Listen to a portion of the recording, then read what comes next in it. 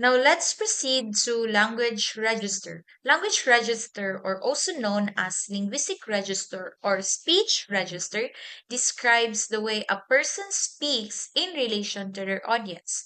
For example, if your audience are those panel members or professional ones, your level of formality is higher kumpara sa kung kausap mo lang yung mga kaibigan mo. It's because you're dealing with professional people. So you will be using formal register, which we will be talking about deeply later on the next slides. Any type of spoken or written communication uses a language register because register is a type of linguistic variation. Now, what do we mean by linguistic variation? Linguistic variation describes the intricate ways in which speakers adapt their language use in response to interpersonal cues, communication context, and self-expression. Say for example, if nag-uusap kayo ng kaibigan mo, yung ginagamit mo na self-expression, yung mga non-verbal cues mo, is way more different if nag-represent ka ng research presentation sa harap ng mga panel members and sa harap um, ng mga professional people. So, iba yung ginagamit na self-expression mo dun sa kaibigan mo lang, kung kaibigan mo lang yung kinakausap mo. So, that's what we mean by linguistic variation. Now, let's proceed to the five different types of register. The first one is the frozen or static register. Um, from the word itself, static, which means it does not change. Yung mga halimbawa nito ay Pledge of Allegiance, prayers, Bible verses, kasi hindi natin basta-bastang change yung mga yon. And the second one is formal register. In this type, we often use complete sentences, and we also use technical or academic vocabulary. And in this type, we avoid slang, colloquial, and constructions like don't instead of do not, shouldn't instead of should not. Now we proceed to the third type of register, which is the consultative register. From the word itself, consult or consultative, we often use this when we are consulting to an expert, such as doctors or even professors kung may ikukonsulta tayo about our thesis. And let's proceed to the fourth type of register, which is the casual register. Yung type na ito is opposite siya sa formal register. Bakit? Because yung formal register is we avoided slang and colloquial. Dito naman sa casual register is we use them. We use slang, we use colloquial. Kasi this type of register is in conversational tone. Usually, this is used by friends because this is way more comfortable than the formal register. And the last but not the least type of register is the intimate register, which is often used by lovers. And we know for a fact that lovers use call signs that they only know and that they only use. And not only call signs yung ginagamit nila, but they also express their affection to their lover through words and action. And remember that this type of register is best avoided in public.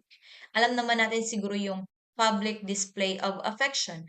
So, iniiwasan talaga yun kasi hindi naman lahat taken.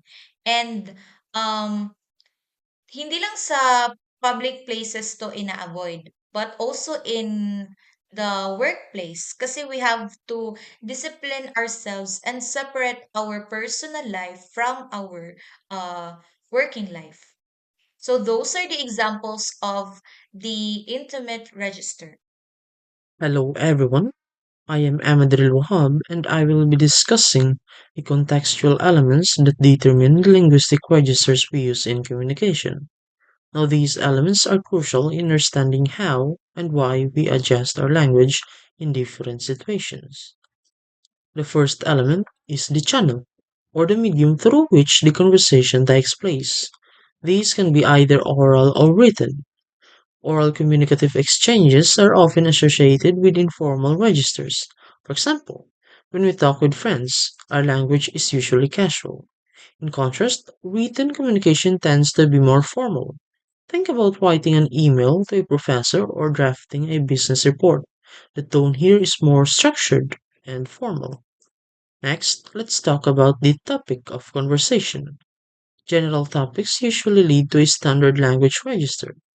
For instance, chatting about the weather with a neighbor involves simple terms and straightforward grammar.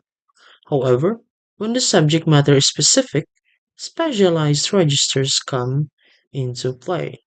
For example, two meteorologists discussing their work will use technical jargon specific to their field. The third element is the communicative purpose or intention of the sender. Language allows us to perform various activities like informing, expressing opinions, explaining, or even creating atmospheres. The intention behind the message significantly influences the register used. For example, if someone begins a conversation in a colloquial register, it sets a relaxed tone, encouraging others to participate comfortably. Now, finally, the relationship between the sender and the receiver. Now, this is perhaps the most influential factor. When conversing with people we have a close relationship with, such as friends or classmates, we use a conversational register. However, in situations where there is a hierarchical difference, such as speaking with a superior or an elder, we tend to use a more formal register out of respect and courtesy. Now, to summarize things, the channel determines whether our communication is informal or formal. The topic dictates whether we use general language or specialized jargon. The communicative purpose influences the tone and register of our language, and the relationship between the sender and the receiver guides our level of formality. Understanding these elements helps us navigate different social interactions more effectively by adjusting our language to fit in the context. Thank you. So, good day everyone. I am Kisha Karasusuman and today I am going to tackle about the language varieties. So, we have here first the standard. For the non-linguist, a language's standard form is one that conforms to all of its grammatical conventions and structural elements. Next is we have here the jargon. This is a specialized form of language with the vocabulary that is associated with a particular discipline such as law or medicine. We have here the colloquial. This is the terminology that one would use in daily conversation. It is not nearly as informal as slang expressions, but it is less formal than standard language. In formal settings, it is inappropriate to use. We have the slang.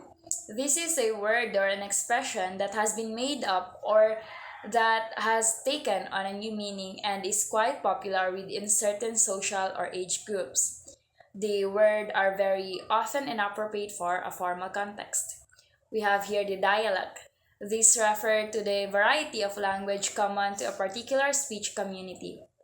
We have here the patois. This refers to a geographical dialect which differs from the standard language spoken in a given country. And last but definitely not the least, we have here the Creole. Children acquire this as their first language, a pidgin that has evolved into the native tongue of a speech community.